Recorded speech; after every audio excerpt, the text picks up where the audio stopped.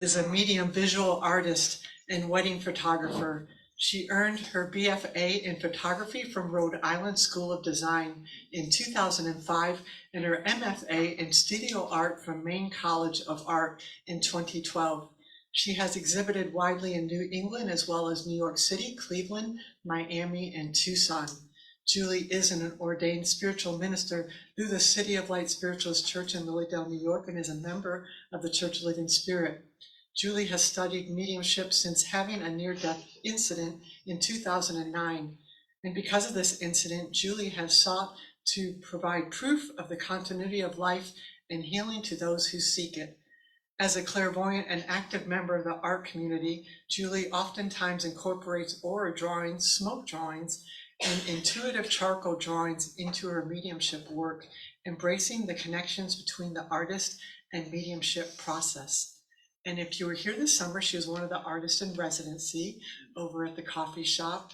She does beautiful work all around Lilydale. I just love your work. She's so talented and she's so beautiful inside and out.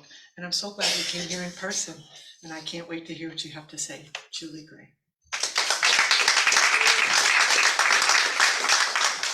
Hello, everyone.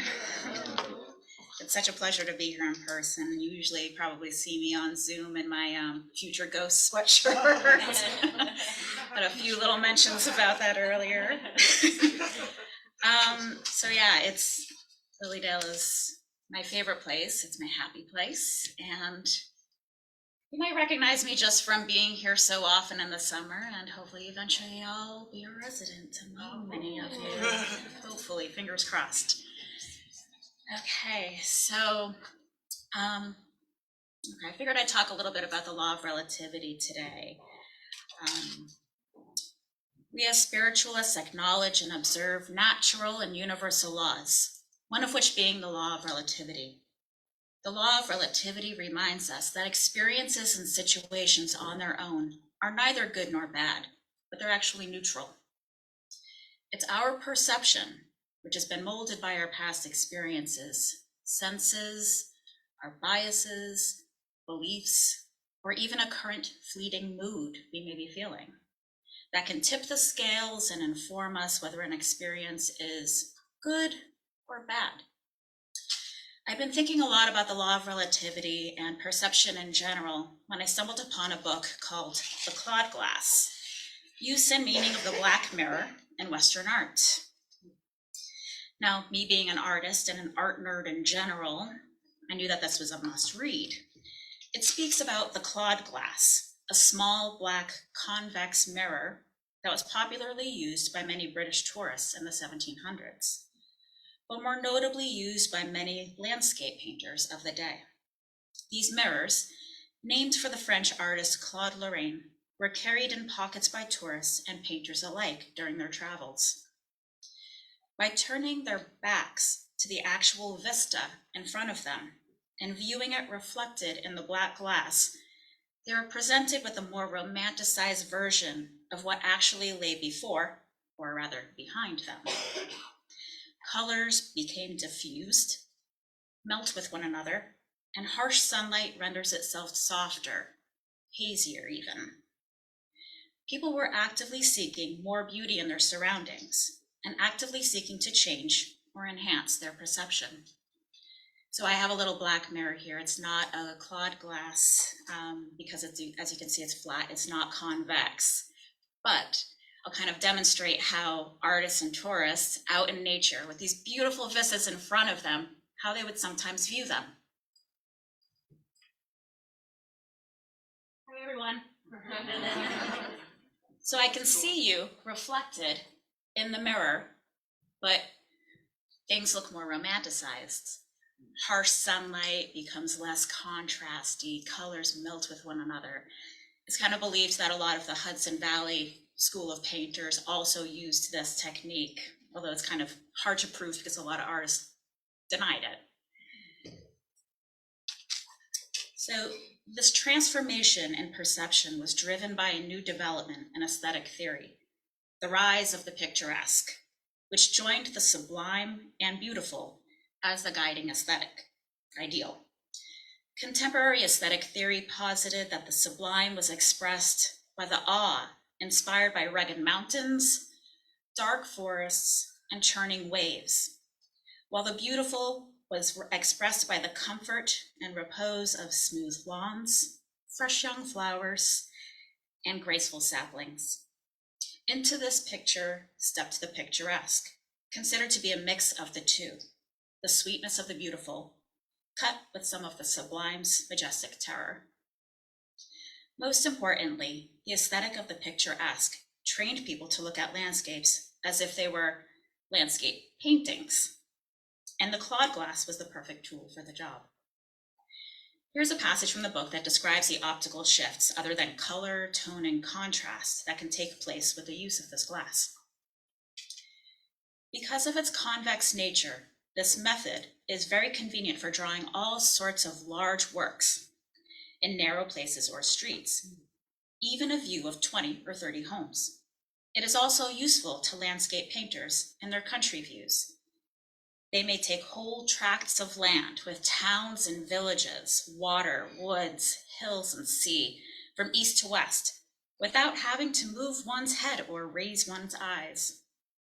It is likewise very natural and useful for those who are unfamiliar with the foundation of optical perspective. The mirror's convexivity allows one to develop a wide prospect within this instrument's narrow field and creates a surplus of distance for the artist. When limited by the configuration of the site, he cannot move back any farther. An optical distance is added to the physical one. The tourists and artists alike were choosing to view their surroundings with the help of this glass, preferring the idealized, enhanced, grandiose, romanticized version, despite it being a distortion of the reality surrounding them.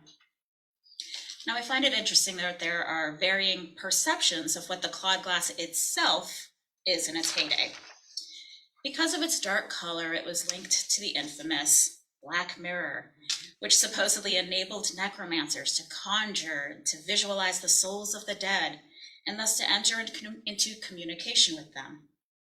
Black mirrors have been used in ancient times in funerary rites and rituals, and will forever be linked to magic and witchcraft. And as I sat in my home in Saco, Maine, reading this book, my eyes were drawn over to the corner of my living room, where I actually did have this little black mirror.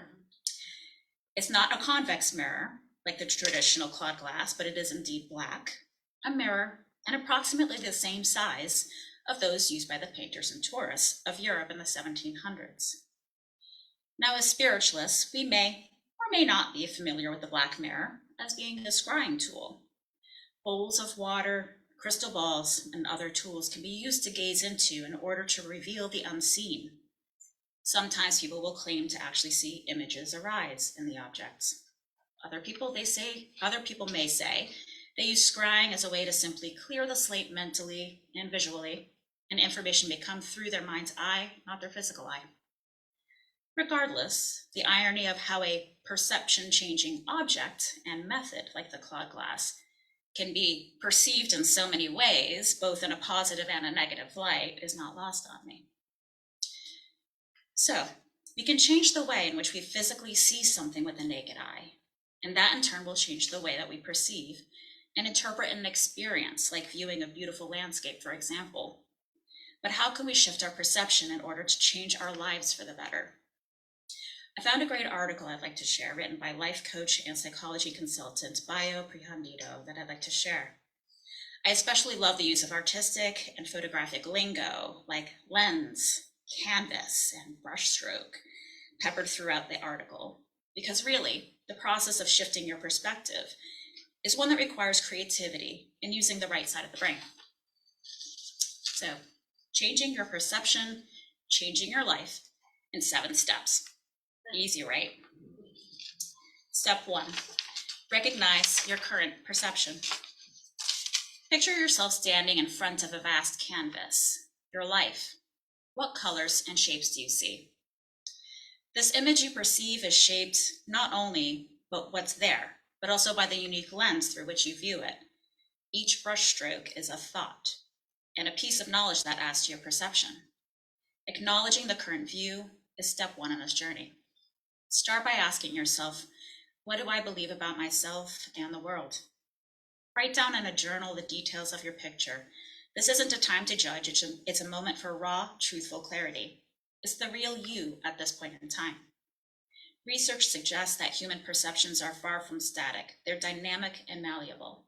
According to a study published in the journal, Attention, Perception, and Psychophysics, our expectations and prior knowledge significantly affect how we perceive the world around us. Awareness is power.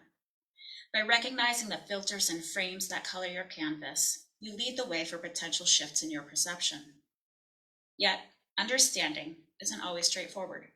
Perception changes with age, life events, or even something as simple as a new piece of information getting your attention.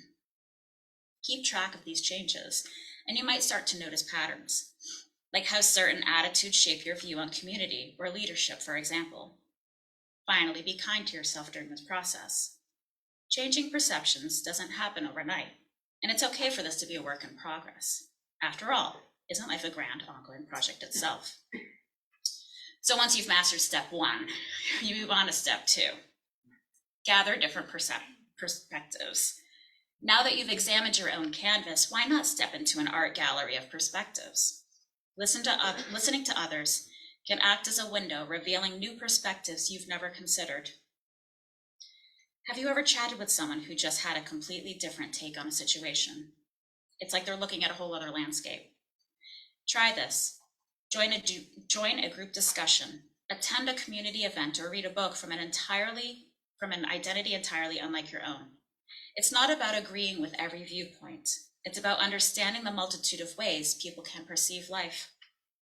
These experiences can challenge your status quo and enrich your thoughts with a spectrum of colors previously unseen on your palette. Every person you meet is a member of your audience, offering applause, critiques, and fresh narrative twists. Soak in these narratives. They might be the right catalyst for the change you seek in the perception of reality. Step 3, reflect on your thoughts and beliefs. With a gallery of perspectives and a bundle of new information, it's reflection time. How have your thoughts and beliefs held up? Do they still fit snugly? Or did they feel a bit last season? It's natural to find that certain parts of your belief system were just hand-me-downs, never truly yours to begin with. Start with this mental exercise.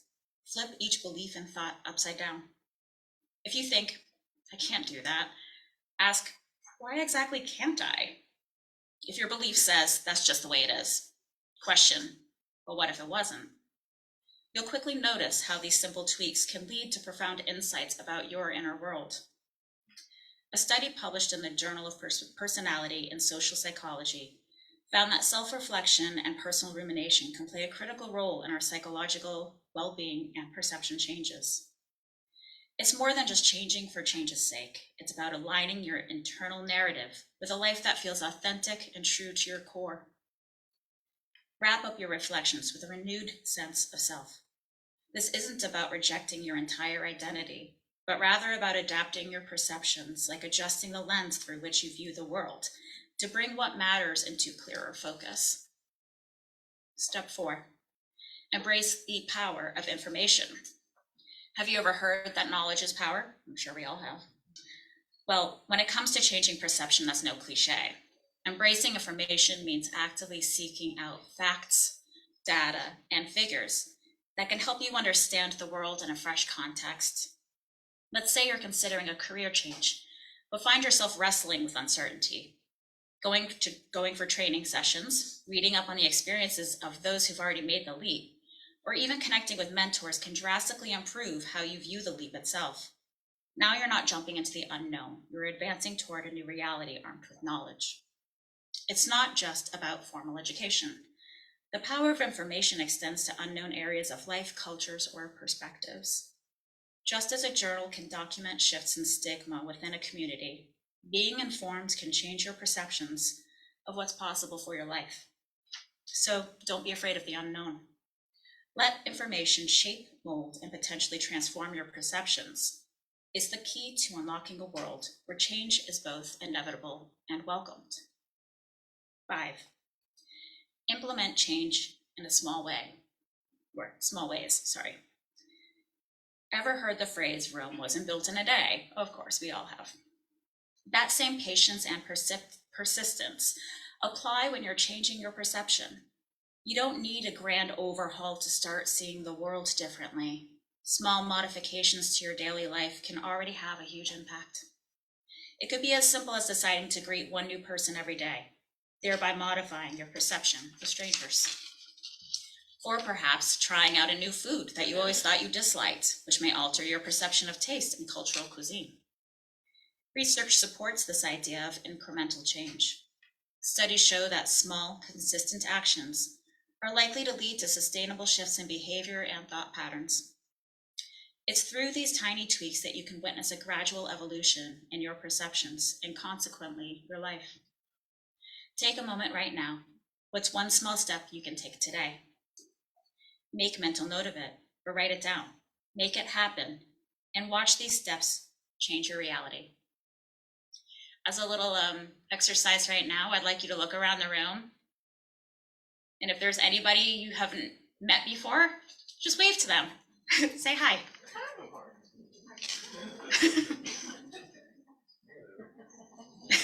Hi. Okay. So we've mastered step 5. Okay.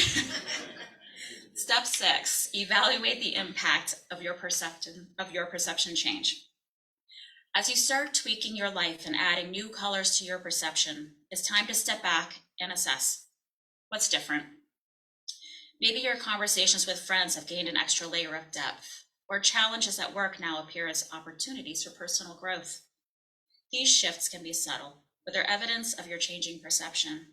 Pay attention to them. Here's a tip. Keep notes of these shifts. Writing down changes in attitudes towards work, social life, or how you handle stress can offer concrete proof that your efforts are bringing results. This self-reflection solidifies your advances and encourages you to continue. 7, nurture a growth mindset for ongoing change. As the saying goes, the only constant in life is change itself. To keep the wheels of perception changing, turning, cultivating a growth mindset is key. This is about believing that your capacities and understanding can evolve with time and experience. Embrace challenges as your teachers. When faced with an obstacle, rather than saying, I can't do this, try asking, what can I learn from this? It's a small pivot in thinking, but it keeps you open and ready for continuous development. Remember, your perception today isn't the end. It's another step in your journey of self-discovery and empowerment. Keep nurturing that curiosity and openness to experience, because they are the very ingredients for a vibrant, dynamic life. Final thoughts. So, what have we learned about changing perception? It's a dance, a series of steps, one at a time, taking us from where we stand to where we could be. It's about tuning into different frequencies, reflecting on what we hear and adjusting our steps accordingly. Even implementing 1 or 2 of these suggested steps for changing your perception and your life can create beautiful shifts, which will in turn enhance our lives. Just as the painters of the 1700s used a simple black piece of glass, similar to this one, to enhance the reality before them and turn it into a breathtaking masterpiece, we can use our own simple tools and practices to enhance our own realities. A shift in our perspectives and perceptions will inevitably create a more enjoyable experience, and a collection of enjoyable experiences will create a better life for ourselves. Because of the law of relativity, we can change and mold our perceptions and interpretations, forging more positivity. Our perception is a window to reality, and by polishing that window, we gain clarity, insight, and the power to shape our destiny. Thank you.